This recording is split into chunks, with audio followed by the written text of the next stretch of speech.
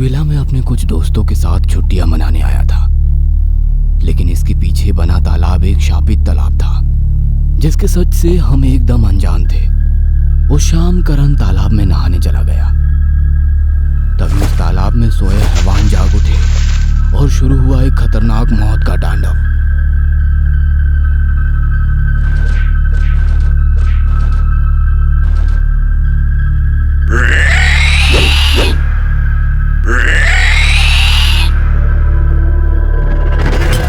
मेरे दो दोस्त जानवी और करण अब हैवान बन चुके थे और मैं प्रियंका और मोहित के साथ इस विला के एक कमरे में बंद था, बहुत ही डरी हुई हालत में। और उस कमरे के बाहर केयर टेकर रमेश खड़ा था, जिसको इन हैवानों के बारे में पहले से ही सब पता था। तुमने देखा ना, वो हैवान घर के अंदर भी घुस आए हैं। अब सच में हम भी नहीं बचने वाले। कहकर प्रियंका रोने लगी। मोहित ने उसको गले लगाया और बोला, प्रियंका प्लीज थोड़ी हिम्मत रखो, हो सकता है दिन निकलने पर वो यहाँ से चले जाएं। किसी ने जोर जोर से दरवाजा पीटना शुरू किया और हम सभी चौंक पड़े। वो कहीं अंदर ना आ जाए, कुछ करो। प्रियंका ने डरते हुए कहा। ऐसा लग रहा था कि दरवाजा टूट जाएगा, इसलिए मैं भागकर उसके पास गया और दरवाजे के सामने एक टेबल लगा दी और उसके ऊपर एक कुर्सी और रख दी, जिससे कि दरवाजा खुल ना सके। ये करके जैसे ही मैंने प्रियंका और मोहित की तरफ देखा तो उनके पीछे एक हैवान खड़ा हुआ था। तुम लोग वहां से हटो, वो तुम्हारे पीछे है, मैंने कहा, लेकिन वो दोनों वहां से हटते इससे पहले उस हैवान ने मोहित की गर्दन पकड़ ली और उसको दबाने लगा।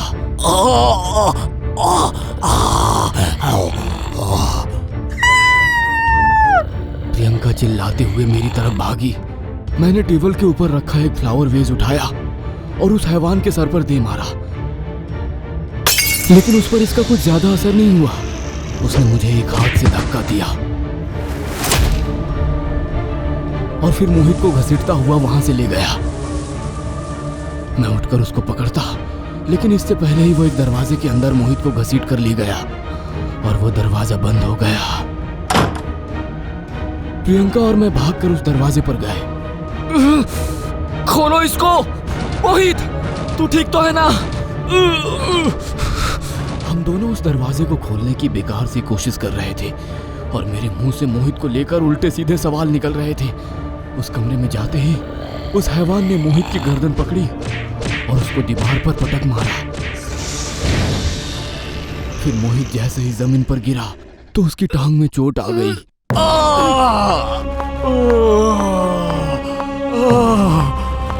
मोहित दर्द के मारे कराहने लगा। वह हैवान उस पर झपटा और उसने मोहित के मुंह में अपना हाथ डालकर उसकी जुबान पकड़ ली।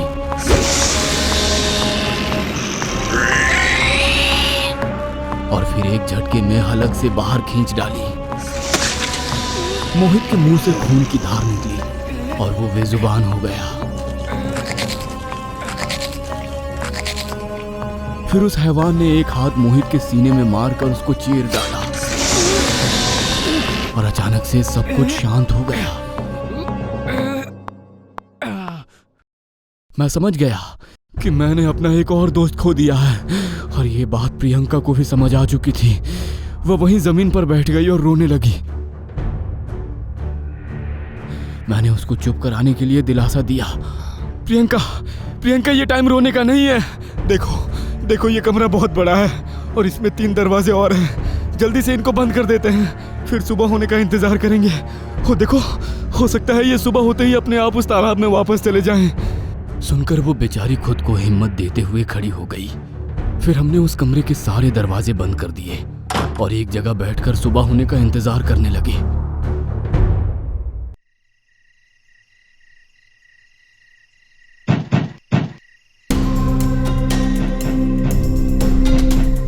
कुछ देर के बाद एक दरवाजे पर जोर की दस्तक होने लगी, जिसे सुनकर हम दोनों ही डर गए और उस तरफ देखने लगे। 1-2 बार एक कुल्हाड़ी दरवाजे को तोड़ती हुई अंदर तक आती दिखी। इसका मतलब था कोई बाहर से कुल्हाड़ी से दरवाजा तोड़ रहा था। हम दोनों भागकर वहां पहुंचे। इससे पहले ही दरवाजा टूट गया। हमने देखा कि रमेश के हाथ में कुल्हाड़ी है और उसके साथ जमीन पर रेंगते हुए 2 हैवान हमारी तरफ आ रहे हैं। ये देखकर हम दोनों वहां से भागने लगे, लेकिन अब बाहर निकलने के सारे दरवाजे हमारी पहुंच से बाहर थे।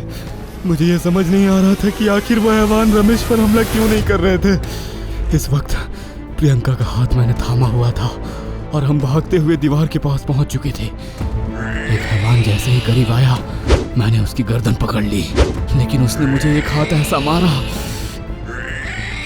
कि मेरा हाथ प्रियंका से छूटा और मैं दूर जा गिरा। फिर उसने प्रियंका का हाथ पकड़ लिया। दूसरा हैवान आकर मेरे पैरों से लिपट चुका था और मेरे पैर को लंबी जुबान निकालकर चाट रहा था। प्रियंका बहुत डरी हुई थी और थर थर कांप रही थी।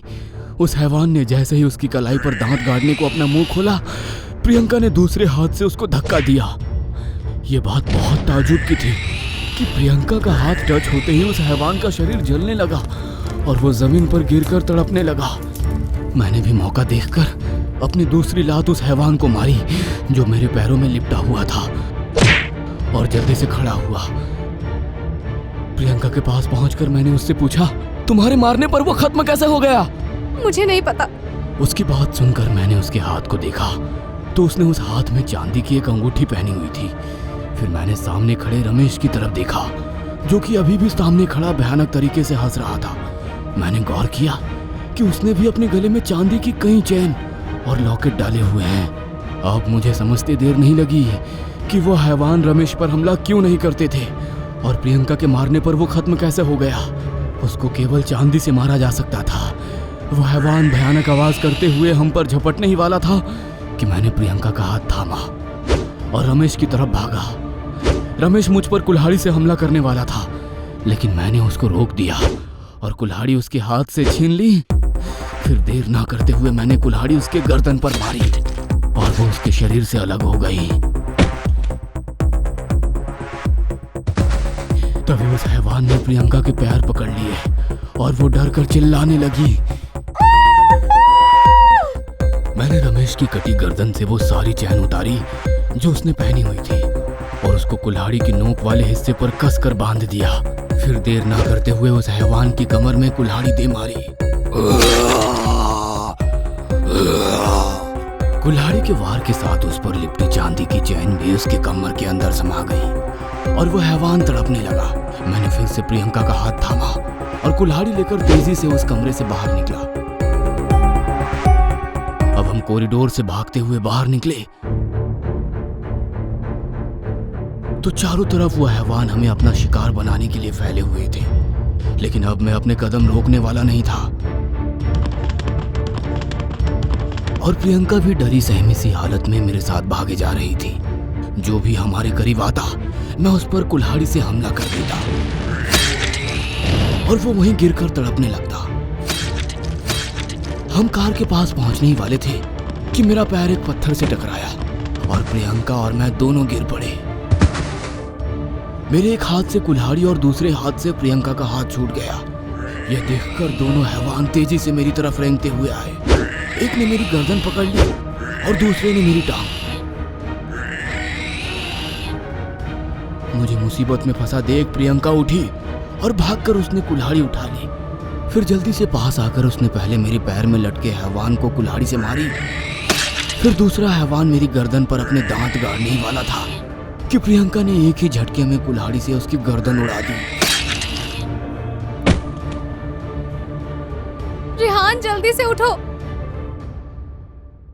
वो सभी हमारी तरफ आ रहे थे, लेकिन हम दोनों जल्दी से कार में बैठे और मैंने तेजी से स्टार्ट करके उसको आगे ले लिया।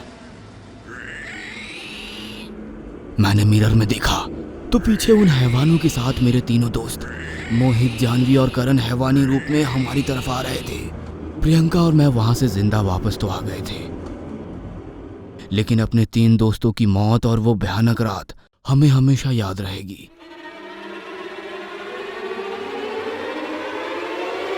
याद रहेगी हैवानों का ताला।